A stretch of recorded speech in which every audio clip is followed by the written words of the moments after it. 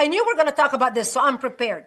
Here is the Muslim Brotherhood plan for North America. It's in Arabic and it's in English. This is the version presented by our government. You see the number, the government number on the bottom. It was presented as evidence in the largest terrorism financing trial in the history of our country, where our government sued the Holy Land Foundation in Dallas, Texas in 2007-2008 and handed down 108 guilty verdicts to Muslim American and Muslim American organizations raising money in the United States to the tune of over $12 million, raised in $150 and $160 segments, which is the price of a suicide belt for a suicide bomber. So here is the plan. It's in Arabic and it's in English. And I'm going to share it. So this is fact. We're not talking opinion. So it starts with that. Here it is in the English version. So we start on this page with the English version.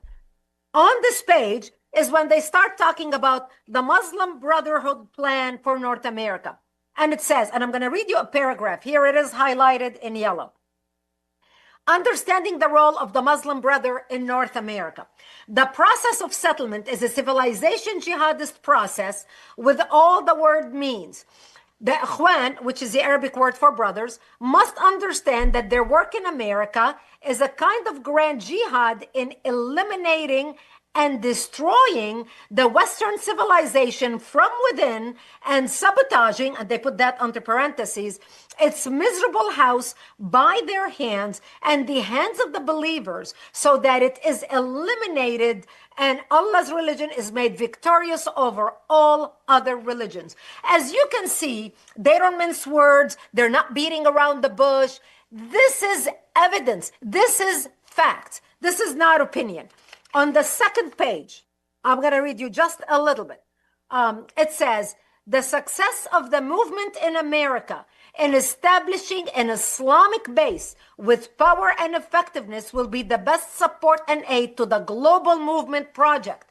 They have a 100-year global plan to infiltrate and dominate and bring down the West. They are now 35 years into their plan. And what are we doing? Nothing. We are burying our head in the sand, pretending the problem did not exist.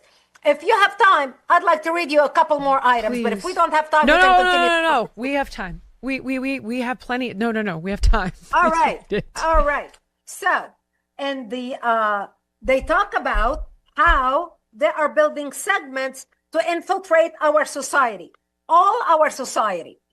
In this plan, they talk about, for example, creating this whole page is lists of all the organizations they want to create.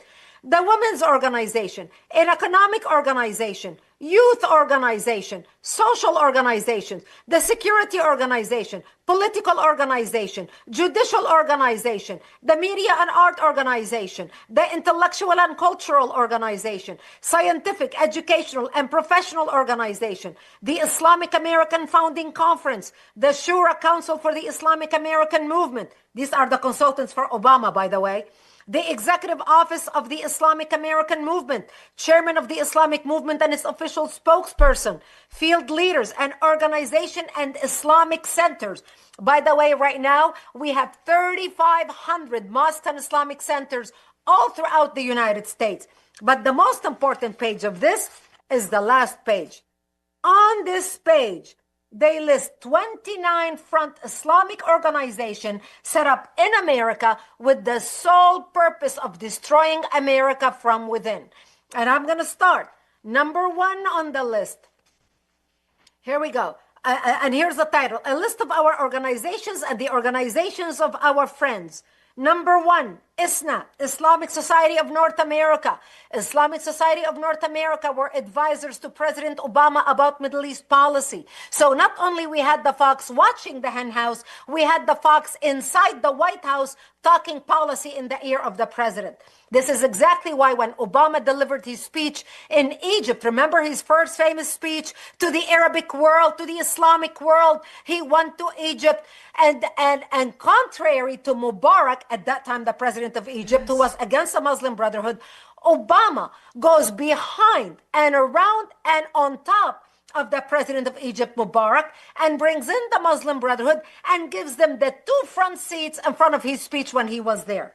Number 2 on the list, the MSA. Wait, I'm sorry. Can I ask you one question?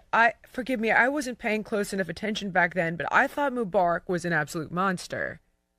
I thought Mubarak was he was not a monster. He was before the Muslim Brotherhood. Mubarak was the vice president when Sadat, who signed the peace treaty with Israel, he was working with Sadat. He got elected after Sadat was assassinated, and he continued the peace treaty with Israel. The Muslim Brotherhood hated his guts, and when they did their coup in the Arab Spring, remember the Arab Spring, and everybody had high hopes.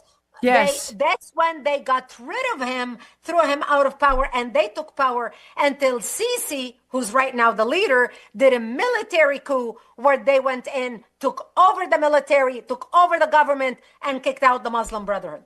Okay, got it. I'm with you. Yeah. So, number 2 on the list is the Muslim Student Association. The Muslim Student Association has more chapters on American college campuses than the Democrats and the Republicans combined. And this is exactly why when after October 7th, and you saw all these people, the students demonstrating on college campuses, where do you think they came from? The Muslim Student Association has been working college campuses for years. Actually, they set it up in 1964 in the United States, the first Muslim Student Association. Right now, they are Goliath. Right now, they gave us Mamdani. Remember, Yes. Mamdani was involved with the Muslim Student Association. And I can go down the list. Let's see. We've got the Islamic Medical Association, the Association of Muslim Scientists and Engineers, etc. NATE, the North Islamic American Trust, which owns the deed to the majority of mosques in the United States. Number 22 on the list is IAP, Islamic Association for Palestine, which later became CARE, Council on American Islamic Relations, because they wanted a name that doesn't show that they are supporters of Hamas, etc. This is fact. This is not Brigitte Gabriel's opinion. This is not Jillian's opinion. This is not Islamophobes making things up. Now, the radicals can say anything they want. By the way, this plan is available right now. We have a promotion on our website, actforamerica.org.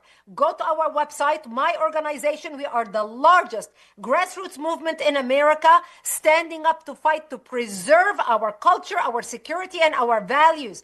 By the way, when we talk about these issues and people call us Islamophobes, I don't give a fly who thinks I'm an Islamophobe. Our job right now is protect our country from an enemy determined to destroy us. And who calls us Islamophobes? CARE, the Council on American Islamic Relations, the SPLC, who works with CARE, the ACLU, which basically became the legal arm of CARE. So the leftists and the Islamists right now are coming together, working together.